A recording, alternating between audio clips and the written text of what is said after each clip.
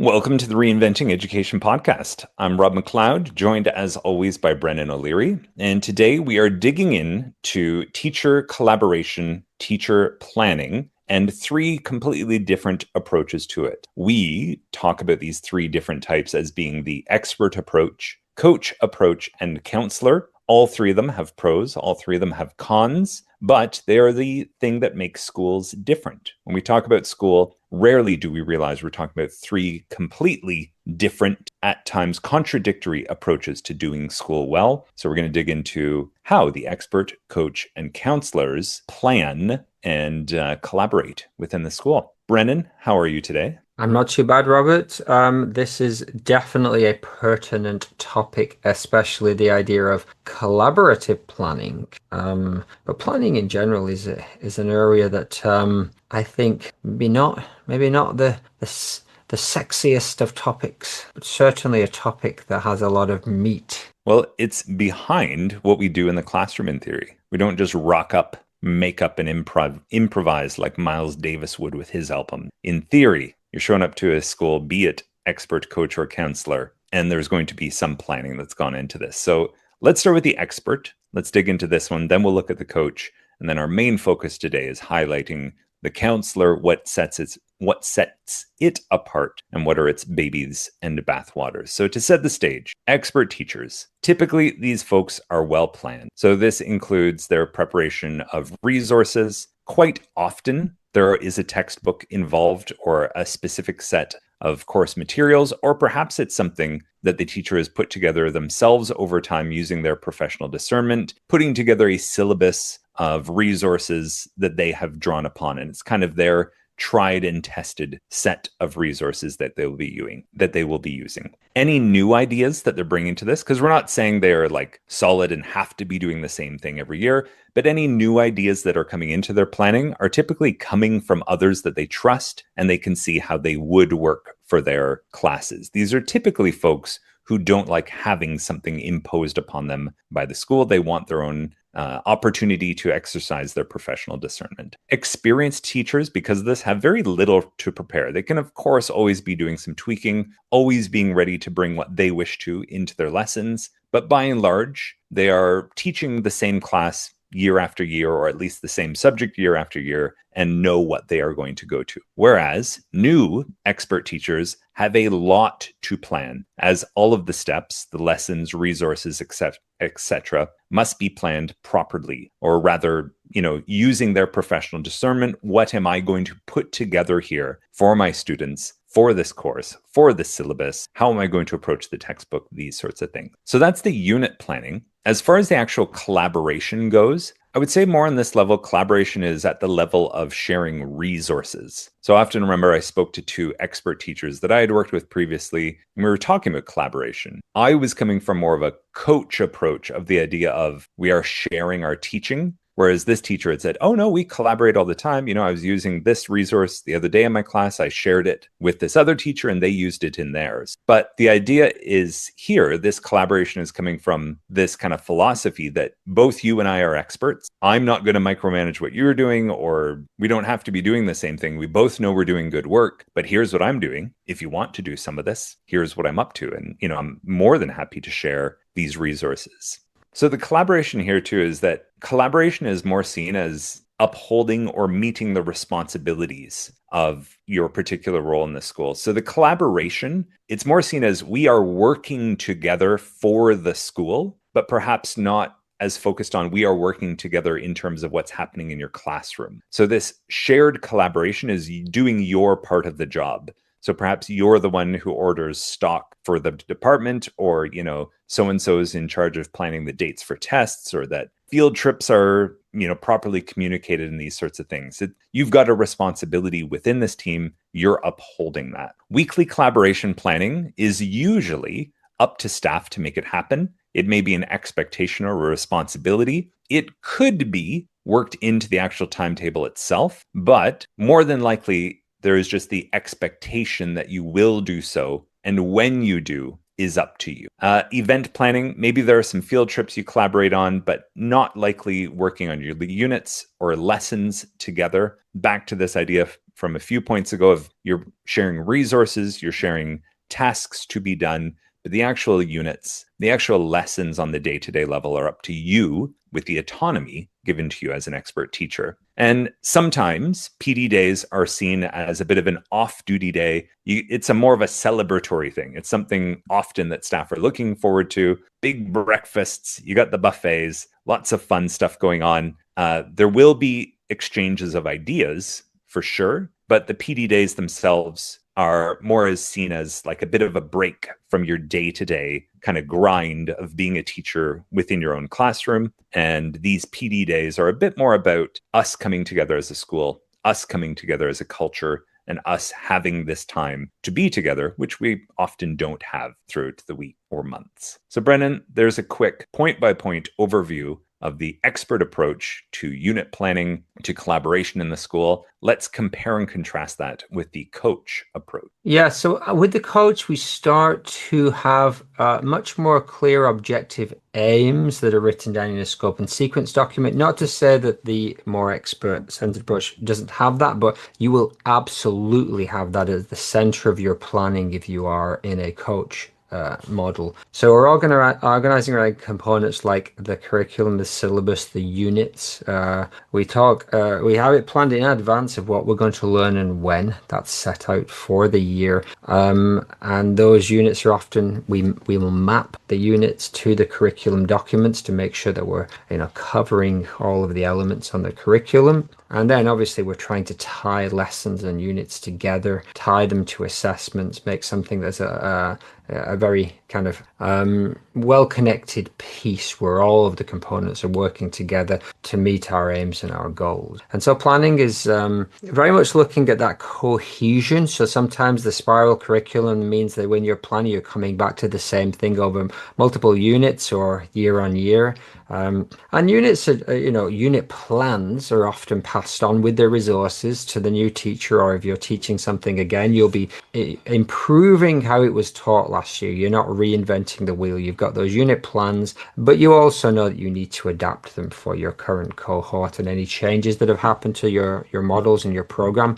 Planning time is now generally built specifically into your weekly timetable, and that's a big part of it. I've worked in schools where it was 1 or 2 hours a week for an 18-hour teaching week, and I've worked in other places where it's more like 40 or 50%. It really depends on how the school's organized, but it is built into that timetable, and there are expectations that those hours are used to plan those lessons. The resources that we're using for planning, such as textbooks, the textbooks now just become one resource of many, and we have to utilize as many different resources in our planning that are appropriate. The internet, obviously, is a wonderful source, and whether that's a teachers pay teachers unit, or whether that's some resources from YouTube, or a bespoke kind of program like Khan Academy, or Mathletics or something like that. We're using all of those to effectively meet our goals and to differentiate. Planning now for differentiation. We're planning now for specific goals and curriculum objectives. With that, there's an increased complexity of some of those models. We're now starting to move to maybe workshop style readers and writers models that use ongoing pieces of writing and require teachers to be checking in more and giving more formative assessment, starting to build that into our planning.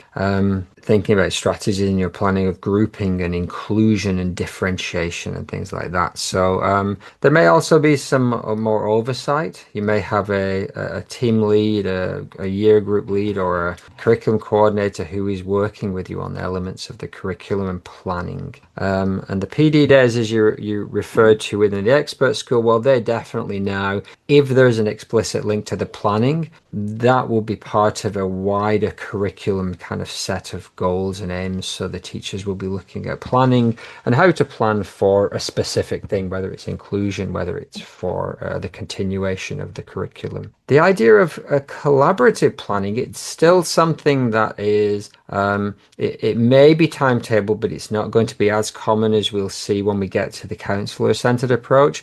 So maybe a lot of your planning is still done individually, but you may be planning in small groups. You may plan across the grade. If you have multiple grade levels, you might plan your maths lessons, your English together.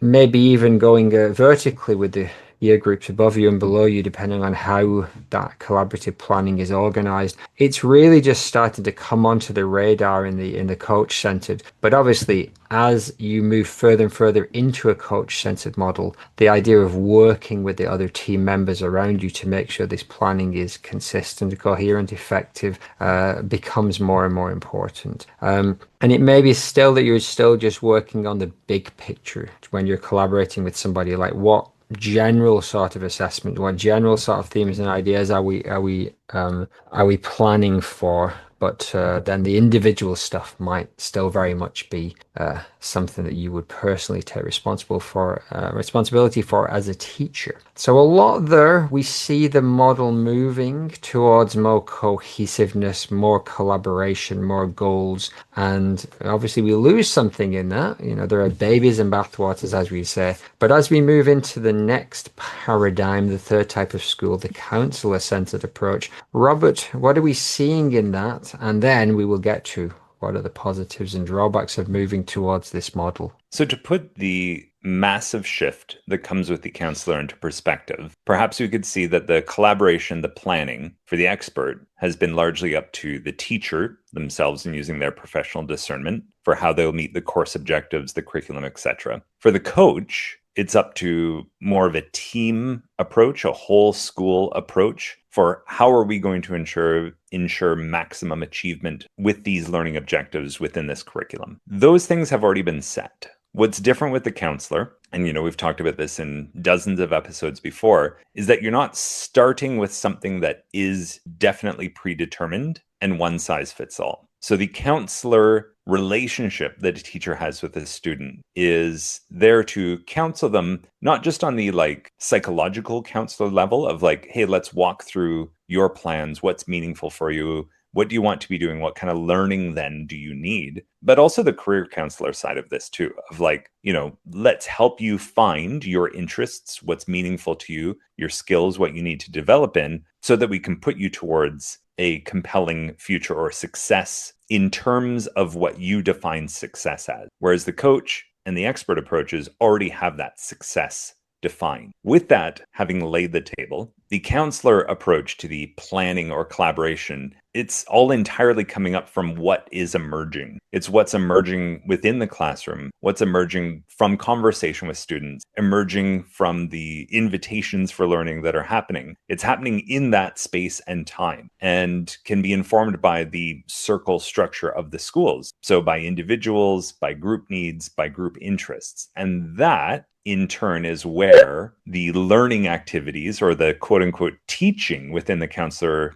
approach is coming from. So there's not necessarily this need to collaborate and pre-plan and have your unit mapped out and your summative assessment created 2 months in advance, knowing that this is the goal you're aiming towards. Rather, all of your planning is coming out in real time with students. Now, that doesn't mean you're just rocking up with no concept of where it's going to go at all. There can be larger projects that are taking weeks and months to be worked on that, of course, require some planning and these sorts of things. But the impetus for them is coming out from the people in that space and time. So planning, like everything, it's centered around this idea of meaning, and not just meaning on the level of it's of, kind of interest or exciting to someone, but meaningful in the sense that it works for the individual, for the communities within the school and larger communities that they exist in with outside of the school as well. So whatever is being planned, whatever is being collaborated on, whatever is being worked on within these circles, within the organization of the school, it's there to assist the learning and the goals that are emerging within those groups of people. And so the planning itself is maybe just reflecting on where we're at and tidying up some of these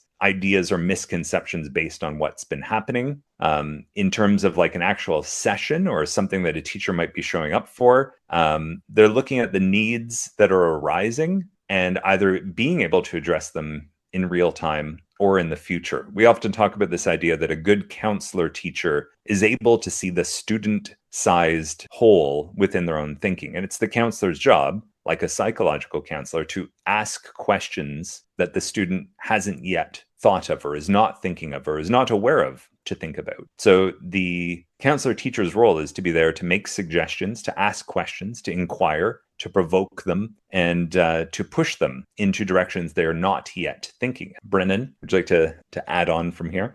Yeah, I think this idea of having everything set no longer meets the needs because yeah, as we're working with children, working with our students on what their needs are, their interests, what the community needs, they're always evolving, always emerging. And so we at the end of each session, we hope that students do the same thing, but we definitely need to, in collaboration with everyone who's working with our students, is we need to look at where they're at and where they're going next. And that's obviously informed by the more you do that, and that's the steep learning curve, the more you do that, you're going to be more aware of how to do that and how to do that well. And but because you're working in such close collaboration with the whole team, you are in all likelihood when you first arrive as a new green teacher, shall we say, the other people in the room are less green. They have had many years of doing this, hopefully, and therefore they can get you up to speed and support you in this. And so there's all of these moving parts, but at its core, you're working highly collaboratively with everybody who's working with the students to be responsive to what is emerging, and that's a very different style, but it is a way to immediately mean that you're not waiting 6 months to teach something about a scientific principle or a historical idea, or it may not be on your curriculum at all, but we're addressing it today because that's what's emerged. Yeah, so I think that really ongoing deep collaboration with the people you're working with because you're sharing responsibility for your students' development. That's a very different type of teaching and learning to what we've seen in the coach and previously in the expert. Yeah, what would we say are some of the positives? We've touched on a lot of these already, but what are the babies, as we say, the positives of moving to this approach? I guess you could tie this to the idea of relevance. So one of the positives is that, well, let's back up. A struggle for expert and coach teachers can be this idea of the teacher needing to help students make connections to what they are prescribed to learn, to make personal connections, to see how this fits together. Counselor approach flips this on its head, meaning that everything that's coming up is due to its relevance, its meaning. It's emerging from the individuals, from the actual community now, here in the room, with an eye on the future. As well, we're talking about building students like approaches to learning, these soft skills, the lower to higher order thinking. There's an approach to holistic growth because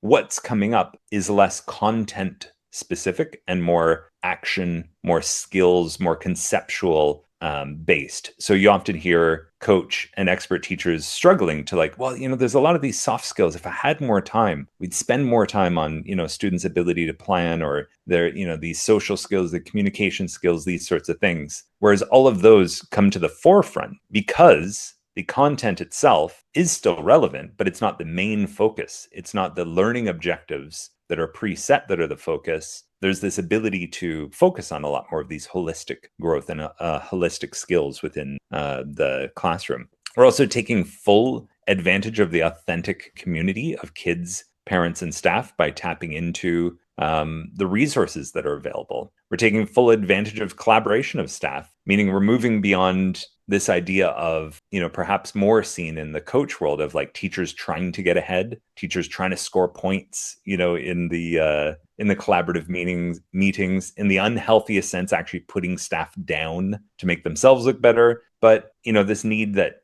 this is kind of an achievement ladder I'm trying to climb up. No, those things are gone. There are other problems that will emerge with this, but the counselor approach basically puts everyone on level footing and on equal footing with the circle structure that it uses. So it hopefully helps to erase a lot of that unhealthy competition within staff.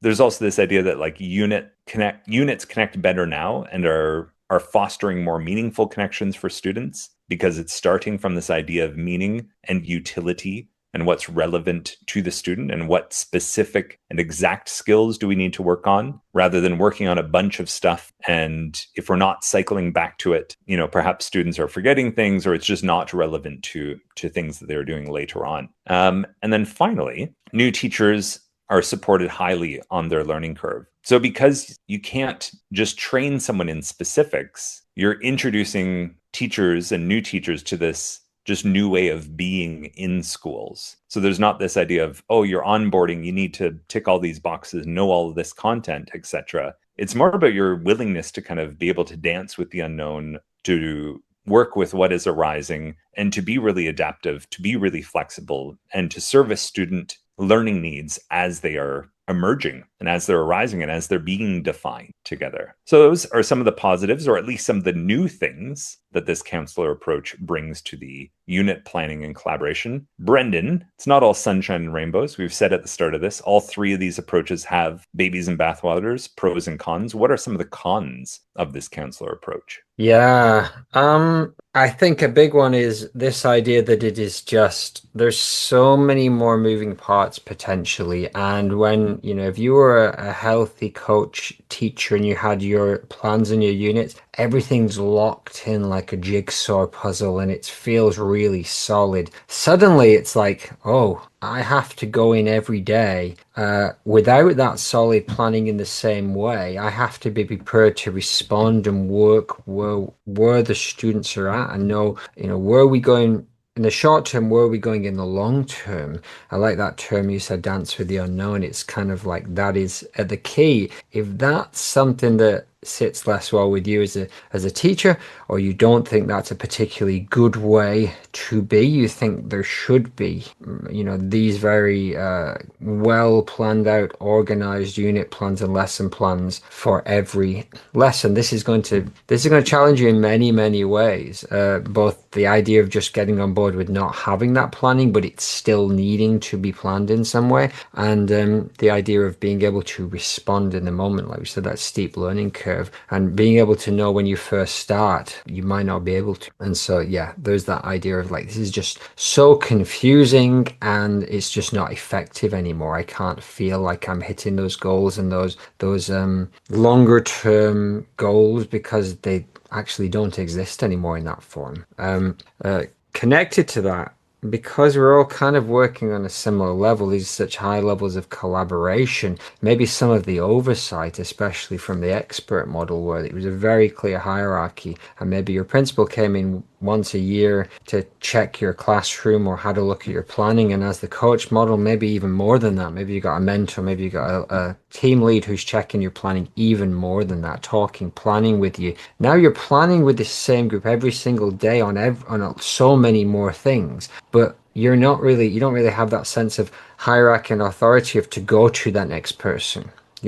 In a healthy model, yeah, you've got these kind of mentor, you've got this kind of mentor idea. The other teachers are counseling each other, but it's not got that same obvious, I'll go to the vice principal or principal when I have this issue with the planning. And again, that might not sit well. You might not feel like that's as effective as it could be. The idea of those outside, how we're dealing with those outside pressures, and we all feel differently, like, how are they going to get into the college and university if we do it this way? There's no outside, how are we solving this within our school? And everyone will sit in a different place of how we deal with that. And it's like, this model doesn't necessarily put that front and center in the way the coaching model was. Our end goal segues perfectly into your university entrance, for example, or your A-levels, GCSEs, whatever qualification you're using. This is a very different approach that doesn't necessarily meet and segue into it quite as neatly. And that, again, is a big concern for a lot of people, how that's addressed. And then we get to the final one of like, there's how do we deal with just the fact of limits of personal choice? You know, one thing I always, as a parent, is like you have to brush your teeth and you have to do it well and you have to do it in this way. That's a non-negotiable.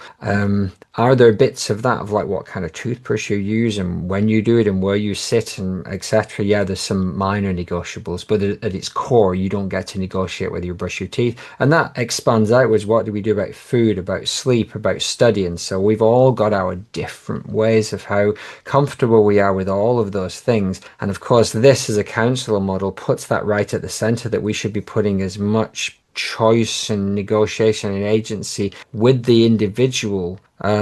And that's a very difficult set of conversations to have. And again, if you're coming from a coach-centered or an expert-centered, you just might not agree with the way that these conversations happen or how much agency students are given. It's like, well, they just have to do that. Well, this model says you need to dig a lot deeper into this concept of you just have to, because what that looks like and what that means is very, very different for everyone. And yeah, that can be very uncomfortable for a lot of people. Yeah, and I think this ties in as well to sort of a cautionary tale of this, of as we're wishing to hand over as much agency as possible. I think as the adults in these structures, there's often a bit of an allergy to imposing anything on students. There's this idea of, the more that it's on the student's shoulders, the better that is. And there perhaps can be a space here for teachers who, in their attempt to not impose something on students, they might actually be doing more disservice to a student's well-being. This idea that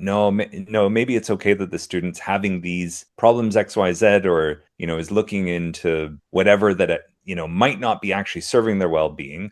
I'm going to use a bit of a straw man example here. This is, I think, an absurd one, and then we can kind of work back to more relevant ones. But when we were planning this episode, Brendan, I gave the example of this one student's having, let's say, stress and well-being issues, and they've found that cutting is, helping them with that. And this is relevant, and this is what they're working on. If someone's not willing to step in for the child's safeguarding standpoint there are much larger issues, and this is actually quite damaging. Giving that autonomy over to the student is obviously not serving them in the larger context here. So I guess it doesn't remove this need that sometimes we do just need to step in and set some of these personal limits for overall student well-being. Yeah, those are kind of triggers or red flags or whatever. And my teeth brushing is a much lighter example of the one you gave, I would say, which is like if you've got a 7-year-old who just is not brushing their teeth at all, and I know different cultures deal with it in very different ways, but speaking from my background,